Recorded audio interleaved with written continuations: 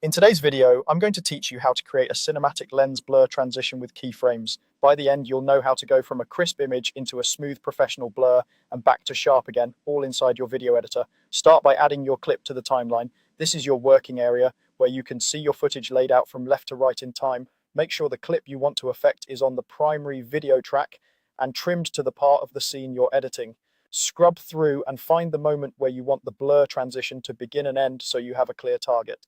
Next, open your effects panel and navigate to the blur category. You'll typically see options like Gaussian blur, lens blur, and motion blur.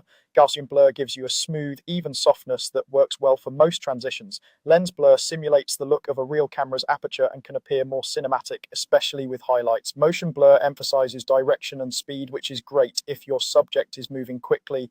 Pick the one that matches your creative goal. Apply the blur to the section you want by dragging the effect onto your clip in the timeline. If you plan to blur only a brief moment, don't worry about cutting the clip. You'll control where the blur shows up using keyframes. With the clip selected, open the effects controls so you can see the blur amount or strength setting.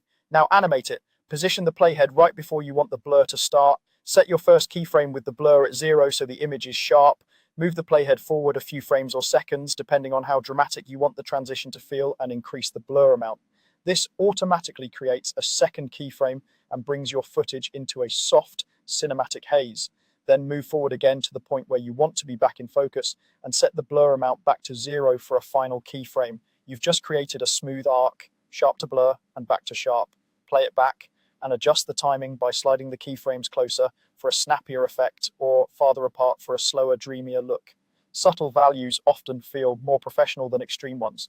And lens blur generally reads as the most optical. If you see dark edges, look for an edge or repeat option in the blur settings to clean them up. That's it. This simple keyframed blur mimics a cinematic lens